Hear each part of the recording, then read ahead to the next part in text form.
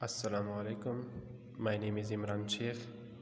आज का हमारा टॉपिक है मेटालिक बॉन्ड। मेटालिक बॉन्ड की अगर हम बात करते हैं तो हमारे पास दो लफ्ज़ों से मिलकर बना हुआ है। एक को हम कहते हैं मेटल यानी मेटालिक, मेटल से निकला हुआ है, और बॉन्ड मतलब force of attraction between atoms. अगर हम पीरियोडिक टेबल में देखें तो हमारे पास ये भी मेटल है, ये भी मेटल है, इस तरह ये ट्रांजिशन हमारे पास है, इस तरफ ये भी हमारे पास मेटल है। मेटल को अगर हम देख लें तो हमारे पास जो मेटल है वो एटम से मिलकर बने होते हैं। मेटालिक बॉन्ड की अगर हम डिफिनीशन की बात करते हैं तो हमारे पास इसकी जो डिफिनीशन है कि केमिकल बॉन्ड फॉर्म बाय या chemical bond form between metal ions, यानी हमारे पास जो मेटल आइन होते हैं, यानी मेटल के ऊपर पॉजिटिव चार्ज या नेगेटिव चार्ज, बेसिकली हम इसको पॉजिटिव चार्ज लेते हैं क्योंकि हमने इसका न्यूक्लियस को ले रहे हैं, and surrounding sea of electron, और इसके इर्द गिर्द जो हमारे पास इलेक्ट्रॉन मौजूद होते हैं इसको हम मोबाइल फ्री इलेक्ट्रॉन्स भी कहते हैं, क्योंकि हमारे पास जो मेटल होता है उसमें इलेक्ट्रॉन फ्रीली रिवॉल्व कर रहे होते हैं। अगर मैं एक एग्जांपल लेता हूँ सोडियम की, तो हमारे पास यहाँ पर आखिरी शेल में उसका एक इलेक्ट्रॉन है, तो आपके पास इसका जो न्यूक्लियस के ऊपर फोर्स है आखिरी शेल के ऊपर, तो वो वीक होता जाता है।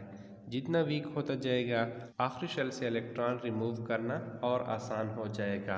अगर हम बॉन्डिंग को देख लें तो ये कोवेलेंट या जो आयनिक है उससे टोटली डिफरेंट होता है, क्योंकि कोवेलेंट में हम लोगों ने पढ़ा था कि हमारे पास एक एटम दूसरे एटम के साथ अपना एक एक इलेक्ट्रॉन शेयर करता था, और ये हमारे पास किन के दरमियान था? नॉन मेटल के दरमियान था, यानी एक भी हाइड्रोजन था, इधर दूसरा हाइड्रोजन था, इन्होंने आपस में एक एक इलेक्ट्रॉन शेयर किया था। जबकि अगर हम आयनिक के देखते हैं तो आयनिक हमारे पास क्या था? मेटल और नॉन मेटल के दरमियान था।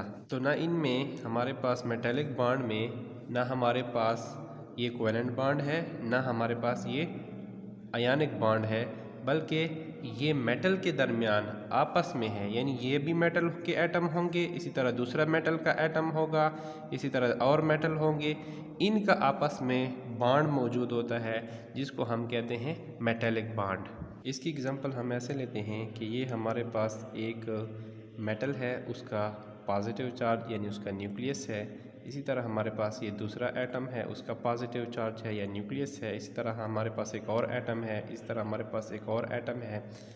अब ये तो हमने उसका न्यूक्लियस के लिए पॉजिटिव चार्ज ड्रा कर लिया, लेकिन इसके इर्द गिर्द अपने इलेक्ट्रॉन भी मौजूद होंगे, इसी तरह इसके इर्द गिर्द भी इलेक्ट्रॉन मौजूद होंगे, इस तरह आपके पास इसके इर्द गिर्द भी इलेक्ट्रॉन मौजूद होंगे, और इस तरह इसके इर्द गिर्द भी। इसी तरह आपके पास एक और भी हो सकता है, इस तरह आपके पास एक और।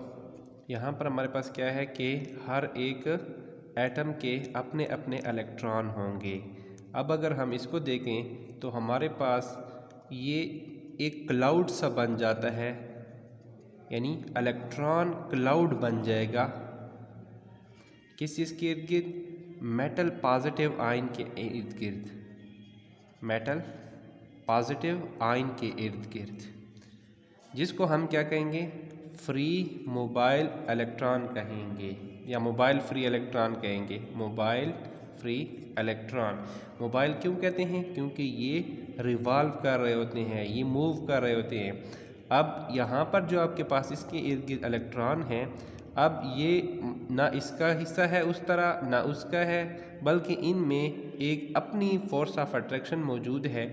ये जो आपके पास इलेक्ट्रॉन है ये आसानी के साथ मूव करते हैं, कभी इसका हिस्सा बन जाते हैं, कभी इसका बन जाते हैं, कभी इसका बन जाते हैं, कभी इसका। इसको अगर हम देखें तो हमारे पास जिस तरह एक पानी का पाइप हम लेते हैं, तो पानी का पाइप हमने इसको भर दिया पानी से। अब अगर हम इसको और मज़ीद पानी देंगे तो यहाँ से फ़ौरन पानी और निकल आ जाएगा।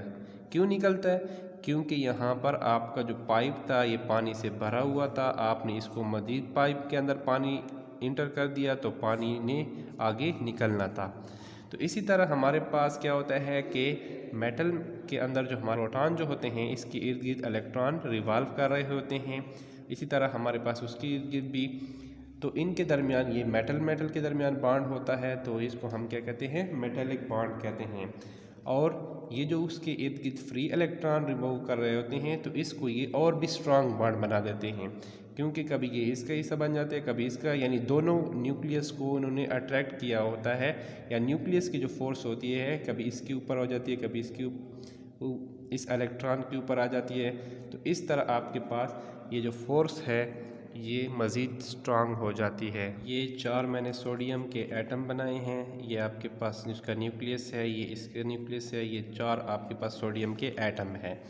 अब अगर हम देख लें तो सोडियम के एटम में हमारे पास एक इलेक्ट्रॉन होता है और ये आपके पास एटॉमिक क्योंकि स्टेबल है, अगर हम देखें इलेक्ट्रॉन भी वही 11 है हमारे पास, इसके अंदर प्रोटॉन भी हमारे पास 11 हैं। अब अगर हम इसको कोई एक्स्ट्रा इलेक्ट्रॉन देंगे तो हमारे पास क्या करेगा, ये इलेक्ट्रॉन इसके अंदर जाएगा, ये कहेगा कि नहीं मैं तो स्टेबल हूँ, ये क्या करेगा एक इलेक्ट्रॉन अगले को देगा, वो कहेगा नहीं मैं तो स्टेबल हूँ, तो ये क्या हो जाएगा इलेक्ट्रॉन आगे आगे जाता जाता आगे इससे निकल जाएगा। हाँ, यानी हम कह सकते हैं कि हमारे पास जो मेटल होते हैं वो क्या होते हैं, कंडक्टर होते हैं। अगर हमारे पास इस तरह नॉन मेटल में होता तो नॉन मेटल तो इलेक्ट्रॉन को ख़ुद यूज़ कर लेते हैं, यानी हमारे पास अगर ये क्लोरीन होता तो क्लोरीन को तो एक इलेक्ट्रॉन ज़रूरत था, तो वो एक इलेक्ट्रॉन ख़ुद यूज़ कर लेता और ख़ुद स्टेबल हो जाता, तो आगे वो फारवर्ड इलेक्ट्रॉन नहीं करता, जबकि मेटल आगे इलेक्ट्रॉन फारवर्ड करते हैं। तो हम कह सकते हैं कि हमारे पास मेटल क्या है, कंडक्टर हैं। इसी तरह हीट भी इसमें से गुज़र सकती है और करंट भी इसमें गुज़र सकता है, क्योंकि करंट के लिए हमें क्या चाहिए, फ्री इलेक्ट्रॉन चाहिए।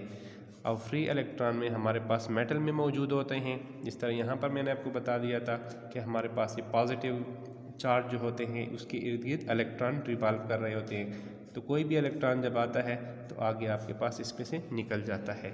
मेटालिक बॉन्ड हमारे पास स्ट्रांग बॉन्ड क्यों होता है, क्योंकि हमारे पास जो इसके फ्री इलेक्ट्रॉन होते हैं, फ्री फ्लोटिंग इलेक्ट्रॉन, यानी जो इसके इर्द गिर्द इलेक्ट्रॉन रिवॉल्व कर रहे होते हैं, ये आपके पास एक इलेक्ट्रॉन का एक न्यूक्लियस का हिस्सा नहीं होते, बल्कि ये दूसरे न्यूक्लियस के साथ भी अपने इलेक्ट्रॉन शेयर करते हैं। इस तरह वो दूसरा इसके साथ करेगा, तो इसकी वजह से ये हमारे पास इस तरह आपके पास तीसरा इसके साथ शेयर करेगा, ये भी इसके इलेक्ट्रॉन इसके साथ शेयर होंगे, जिसकी वजह से ये इसको मज़ीद स्ट्रांग बॉन्ड बना देते हैं। मेटालिक बॉन्ड को हम लोग इलेक्ट्रॉन सी मॉडल या इलेक्ट्रॉन गैस थ्योरी के ज़रिए से एक्सप्लेन करते हैं।